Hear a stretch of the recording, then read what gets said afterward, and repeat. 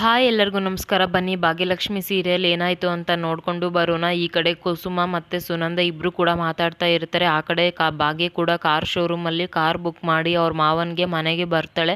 ಬಂದಿದ್ದ ತಕ್ಷಣ ಕುಸುಮ ಮತ್ತು ಸುನಂದ ಮಾತಾಡೋದನ್ನ ಕೇಳಿಸ್ಕೊಂಡ್ಬಿಟ್ಟು ಯಾಕಮ್ಮ ಏನಾಯಿತು ಅಂತ ಕೇಳ್ತಾಳೆ. ಇನ್ನೇನಾಗಬೇಕು, ನಿನ್ನ ಜೀವನ ಆಲ್ರೆಡಿ ಬಂದು ಬೀದಿಗೆ ಬಿದ್ದಿದೆ, ಇನ್ನು ಸರಿ ಮಾಡಬೇಕು ಅಂತ ಯಾರು ಮುಂದೆ ಬರಲ್ಲ ಭಾಗ್ಯ.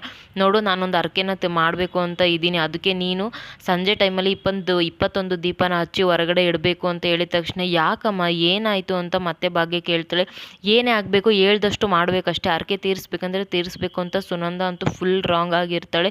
ಈ ಕಡೆ ಕುಸುಮಗೂ ಕೂಡ ಅದನ್ನೆಲ್ಲ ಕೇಳಿಸ್ಕೊಂಡ್ಬಿಟ್ಟು ತುಂಬ ಬೇಜಾರಾಗುತ್ತೆ. ಅದೇ ಟೈಮಲ್ಲಿ ಈ ಕಡೆ ಶ್ರೇಷ್ಠ ಕೂಡ ತಾಂಡವ್ಗೋಸ್ಕರ ಎಲ್ಲ ಊಟನೂ ಕೂಡ ರೆಡಿ ಮಾಡ್ತಾ ಇರ್ತಾಳೆ. ಒಂದು ಕೂಡ ರಾತ್ರಿ ಊಟಕ್ಕೆ ಒಳ್ಳೆ ಊಟನ ರೆಡಿ ಮಾಡಿರೋಲ್ಲ.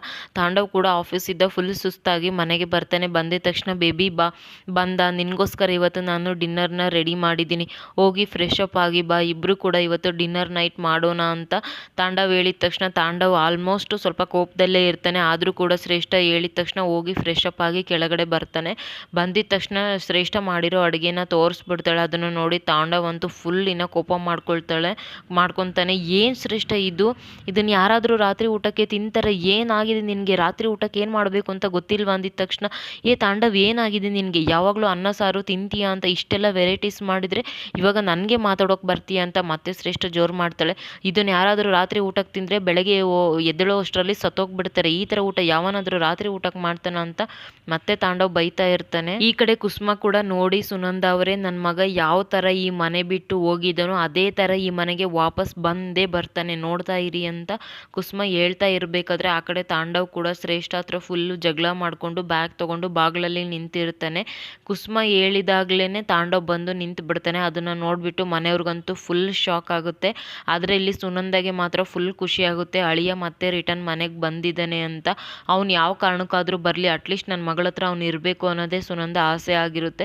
ಇನ್ನು ತಾಂಡವು ಬ್ಯಾಗ್ ತೊಗೊಂಡು ಒಳಗೆ ಬಂದಿದ್ದ ತಕ್ಷಣ ಅಪ್ಪ ಅಮ್ಮ, ನನಗೆ ನಿಮ್ಮನ್ನ ಬಿಟ್ಟು ಇರೋಕ್ಕಾಗಲ್ಲ ಅಪ್ಪ, ನಾನು ಯಾವತ್ತೂ ನಿಮ್ಮನ್ನ ಬಿಟ್ಟು ಹೋಗೋಲ್ಲ ಅಂತ ಹೋಗಿ ಅವ್ರ ಅಪ್ಪನ ಹಗ್ ಮಾಡ್ತಾನೆ.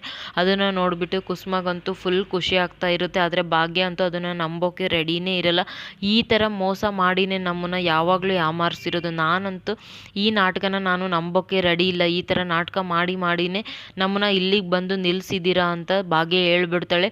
ನೋಡು, ಇಲ್ಲಿ ನನ್ನದೇ ಆದ ಕೆಲವೊಂದು ಜವಾಬ್ದಾರಿ ಇದ್ದೇ ಇರುತ್ತೆ. ನಾನು ತನ್ನ ಮಗ ಆಗಿ ನಮ್ಮ ಅಪ್ಪ ಅಮ್ಮನ ನೋಡ್ಕೊಳ್ಳೋದು ನನ್ನ ಕರ್ತವ್ಯ, ನಾನು ನಮ್ಮ ಅಪ್ಪ ಅಮ್ಮನ ನೋಡ್ಕೋಬೇಕು, ನಾನು ಎಲ್ಲೂ ಕೂಡ ಹೋಗೋಲ್ಲ ಅಂತ ತಾಂಡವ್ ಹೇಳಿದ ತಕ್ಷಣ ಮನೆಯವರಿಗಂತೂ ಫುಲ್ ಶಾಕ್ ಆಗುತ್ತೆ. ಯಾಕಂದರೆ ನಿನ್ನೆ ತಾನೇ ತಾಂಡವ್ ಮನೆ ಬಿಟ್ಟು ಹೋಗಿರ್ತಾನೆ, ಇವತ್ತು ಬಂದು ಇಷ್ಟೆಲ್ಲ ಮಾತಾಡ್ತಾ ಇದ್ದಾನೆ ಅಂದರೆ ನಮಗೂ ಕೂಡ ಅದನ್ನು ಊಹಿಸೋಕೆ ಆಗಲ್ಲ.